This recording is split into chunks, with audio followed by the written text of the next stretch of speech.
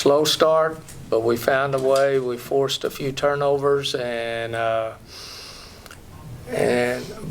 I was disappointed early. Correct me if I'm wrong. I think we were 3 for 11 with our post players in the first half, or 3 for 13, 3 for 11 or 13. And we can't get that far away from the basket. We've got to learn how to get it deeper against teams that are not shot blockers. And we keep shooting the ball because we're open. But we've had this problem all year long. Get my post players off to a good start before we can get and ones and get into our press a little bit quicker. But we're going to keep working, but our post players did a better job in the second half, but most of the ones we found Sierra was on transition baskets and just good passes. It wasn't our power package that we were trying to run in the first half. But 4 kids in double figures, 11 kids played. Let's just take that.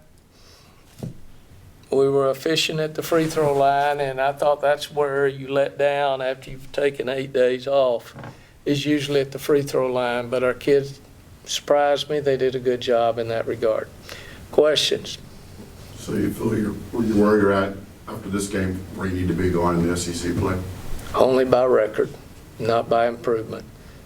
Winning is not everything. Getting better and improving and correcting the mistakes that we've made. We can't just turn it on when we're playing a Florida State or an Arkansas or a Georgia Tech or whatever. We've got to do a better job of game planning and playing hard from the opening tap. And when we do that, maybe it'll happen during conference play. We'll be a better team that will learn how to play 40 minutes. The other team tonight, they had pretty good post players that were doing a good job on Sierra, but then Sierra's got to recognize we're going to see a lot larger and better when we get to the SEC. I got to have Sierra score easy and often, and because we'll get her the ball.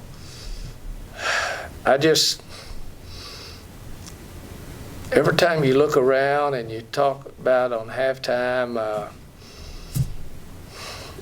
certain things we do well, Robert, but at the certain things we're not doing well.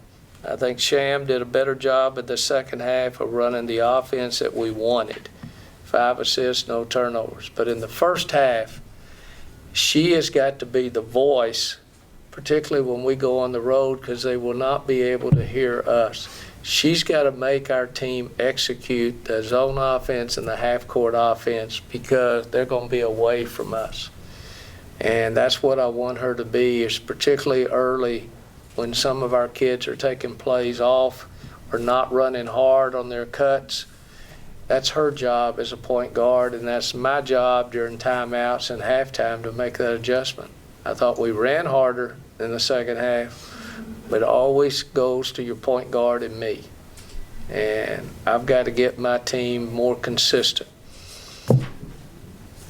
Coach, what's going to be key against Arkansas coming up with that first game?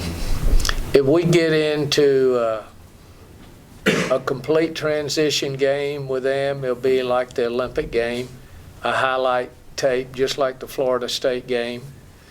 They want to run and they want to shoot within 7 seconds. That's his philosophy.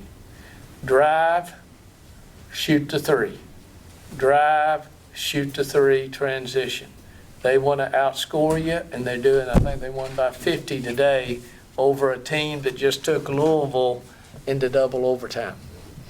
So,